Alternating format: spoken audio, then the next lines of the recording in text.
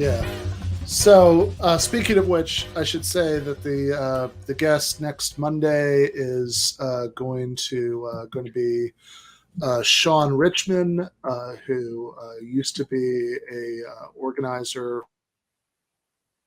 for the Benji's Federation from- of Teachers, and he wrote a book called "Tell the Bosses We're Coming," which, yep. So this is, let's see. I don't know if they have it at Red Emma's, which is generally where I recommend that people buy books online. It's a worker-owned bookstore in Baltimore. So right now, I will show people the Amazon link. But this is the book, "Tell the Bosses That We're Coming: A New Action Plan for Workers in the 21st Century," from Haymarket Books, I think. Okay. So and Sean, I think is a really interesting guy. The book covers a lot of interesting ground as far as labor history and kind of trying to rethink what effective organizing would look like, because it's something that certainly, if you've watched this show, you've probably heard me say this 1,000 times, that the only way for the left to win has to involve rebuilding the labor movement. And that certainly has the benefit of being true, but it also feels a little cheap sometimes, because it's like, okay, yeah, tell me more about how that works, right? Like, what do we do? And so I think the conversation with Sean, Amazon in Alabama is showing you real time how that shit works, man. Yeah. And even, are you guys following this donut shop situation in Southern California? I'm not familiar. You heard about that? Nope. There was a band, I want to say they're called Drive Like Jehu. So I don't know if you guys like old emo dudes from the 90s, but one of their members has a vegan donut shop in LA. Like the most LA thing you can have. Yeah, vegan donut shop. That sounds very LA. It is, man. Jesus. And so the workers in the vegan donut shop started to unionize, and the owner, he's supposed to be the woke dude from a punk band, gave him a lot of pushback from it, got a PPP loan, and then opened a bigger store and wasn't providing PPP. And so there's been kind of a public back and forth that they're having, which is very, very, very interesting, because I know people that know this guy and his band. So it's kind of shocking for a lot of cats my age to have their, like, one of their heroes be kind of just a regular ass capitalist. There's a really similar thing that happened with, I guess the company is No Evil Foods. It was a vegan meat company in North Carolina. And spoiler, there was evil. Yeah. Yeah, well, I read about that. Read about that. Yeah. So, because I got into like the meatless food stuff over the quarantine. Like I eat meat. I'm not vegan or anything, but like, like there's been a lot of those going around, and like my girlfriend's vegan, so like she cooks with them a lot. So I ended up like just like reading through some of the stuff, and then I stumbled on that article, and Jackman did an article on it, among other things. Basically, they use socialist socialist imagery on a lot of their products and their labels and their like the names of the foods that they picked, and then their workers tried to unionize. And they brought out every union busting tactic possible to shut it down. Hella funny for the vegan meat company. Yeah.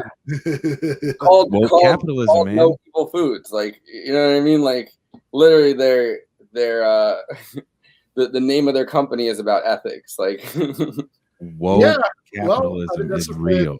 I mean, this is the thing. I mean, this is what I talked about with the very first time I was on the Michael Brooks show. We were talking about that first book, give them an argument, logic for the left, and we're talking about why it's important to care about getting the arguments right and what the value of that is. And I remember telling him then, it's like, don't get this wrong. I'm not under any delusions that like there's some moral argument that we can give to Jeff Bezos that's going to lead him to, turn Amazon into a worker cooperative or something. If we had to rely on appealing to, appealing to the better nature of business owners to do the right thing, there would still be child labor in coal mines right now today. That's so it's not like the arguments are for convincing ordinary people, the actual oligarchs who just have to defeat. And in every country that it's possible, there still is child labor and child mining, and you know what I mean, like all of that, like which is like that. Like, I think honestly, one of the more remarkable moments of the debate earlier was when Adam said, well, it's like brushing your teeth. I'm obviously against, I think you should brush your teeth, but I don't think you should be forced to. I'm against segregation, but that doesn't mean I want like the state to like force people to, integrate things. I mean, did you guys like black guys just fine?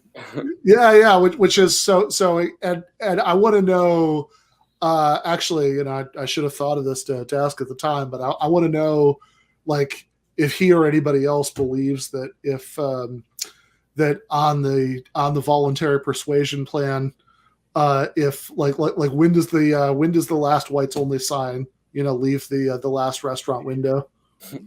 To me, that whole debate could have been over right there, because there's really no answer to that question, because that's yeah.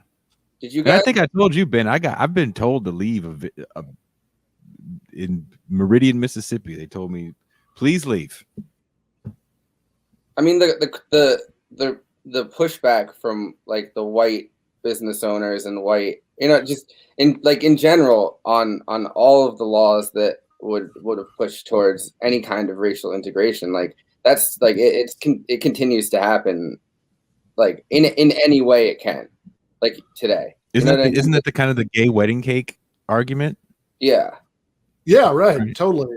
But yeah, did you guys see this when it came out originally? Just really quickly, this was like from a couple months ago, but child labor is exploitation, but the household. I did see that when it came out. Actually, gave me life. See that? Skills. Yeah, and it was sponsored by Global Development and supported by the Bill and Melinda Gates Foundation. I did a whole show with a young man. He's like 19, 20 years old, and he was doing a whole paper on Bill Gates laundering his reputation through his foundation's media work. And also Bill Gates, I think he owns or is behind one of the fact-checking sites. If it's not him, it's Bezos. Yeah. Couldn't just stop at child labor as exploitation after yeah. Oh, and in the deck, the below the headline, putting children to work must be seen in a local context. I remember, I think didn't Matt Iglesias say something like that after about the like didn't you debate that guy once? Matt Iglesias, I did not. I had a Matt Iglesias, my only interaction with him is when he participated in a pile-on against me on Twitter after mysteriously blocking me. But I did debate Noah Smith from Bloomberg Opinion last year about Bernie versus Warren. That's the most Iglesias-ish person I've talked to, and he. And then actually that one was weird. We talked about this because he had like the debate was fine. It was like a friend, it was like a perfectly friendly thing. And then like, he would even like after that, he'd like occasionally, whatever. I mean, we weren't friends or anything, but he'd send me, like every once in a while, if he'd written an article I thought I'd be interested in, he'd like send me a DM or something. Mm-hmm. But then we were arguing about just a few weeks ago, we were arguing about the whether $2,000 check means a $1,400 check, and then he out of nowhere accused me of being red brown for the article that I wrote with Daniel Bessner about the insurrection. Since if I don't think that it was a fascist coup that could have potentially overturned democracy, then I'm kind of I must be a fascist sympathizer or something like that. So democracy doesn't overturn with selfies. No, I said it. Hold me to it. All right, Jason's canceled. But yeah, he said, I remember Iglesias said something very similar about the Bhopal disaster. It's like, well, the safety standards are different in different countries, and that's okay. So that's kind of like the Elizabeth Sabale here. Putting children to work must be seen in a local context. That's so, insane. Yeah, there was a tweet. I can't find it. I know Nando originally posted it like a couple months back. The original tweet that explained the article was much worse than the actual. There was like and it was along the same lines, like child labor must be seen in a local context. Yeah, which is just like, I mean, like whatever, like something that you'd hope that everybody from revolutionary communists to bathwater liberals could get together on is child labor is bad. What else are they going to do with their time? Learn? Don't think so. Well, they are. Yeah. It's like the Simpsons, the teacher strike episode. When Nando Krabappel's talking about the children's future, and Skinner says, "These children have no future," and everybody's staring at him. He's like, "Oh, prove me wrong, kids. Prove me wrong." That's kind of what I read this when it came out because someone posted it on Twitter. Like, what the fuck? And yeah. That's from The Guardian, right? Yeah, looks like it. Yeah. But then it also makes you think really hard about the fact that that Bill Gates has invested so much money and energy into like so-called like third world countries, wherever you can find them, whether it's in Africa, whether it's in parts of Asia, whether it's in Latin America, like poorer countries. Like he's been putting a lot of money into those countries for like research purposes, scientific purposes. Like obviously like the vaccine programs is the most seen, but like then he turns around and his foundation endorses a child labor take. Like I don't know. He fucks up public health in a lot of those countries. I don't know if you know if you guys have had the dude on your show or read his book. Andres Malm had a book called like Corona, Climate, War, Communism in the 21st Century. Great book, man. I thought so. And he talks a little bit about Bill Gates and his work and how that is antithetical to actually doing anything good out there. And there's an Indian woman that actually has done some really good work. What is her name? You know who I'm talking about, Ben? She does the work with the seeds. Oh yeah, I know who you're talking about. I don't know the name. She's been calling out Bill Gates for years. Yeah, on shit like this. Yeah, I mean, look, he destroyed India. Yeah, I mean, if we're gonna, I mean, like there is a really basic thing here, which is, even apart from the specific decisions made by the Gates Foundation, like like this is the problem with like, do you want? Because once you start spending billions of dollars like this, it's almost ridiculous to say that's charity. That's just that's just a private individual setting social policy that they're doing the equivalent of government programs. But the problem is that unlike actual government programs, they're not under any sort of collective democratic control. They're just according to the whims. Common Core math. Common Core math. Anybody got kids that they get all mad about the fucking homework because they don't want to do the Common Core breakdown? Blame that dude. Yeah. No, I'm familiar. My mom is retired now, but she was in math education, and I've definitely heard about that. Forrest is Jesus, that's a headline. Yeah, Bill Gates is now the largest farmland owner in America. Trying to look like Mr. Rogers and shit. He's really been putting. He's reading the new Jim Crow. Has anybody really been putting in more work than Bill Gates throughout this? Maybe Elon Musk, I guess. Throughout the pandemic. I love the fact that he wants you to see the book collection of like, look, what's wrong with me?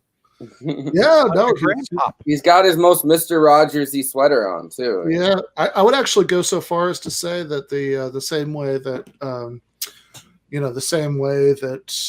that democracy is no return with selfies, that that racial inequality isn't overturned with reading lists. Don't tell that to Oprah, because she is going to disagree, and everyone that likes Obama is going to disagree. Oprah, come on the Give Them an Argument podcast. Make your argument. I feel like if Oprah came on the show, you guys would love her because she is such a charming woman. No, I'm sure. I would love Oprah because she'd be too charming, and I couldn't even get mad at her. Everybody in the chat gets a car. Well, on that note, unless we've got any super chat questions left,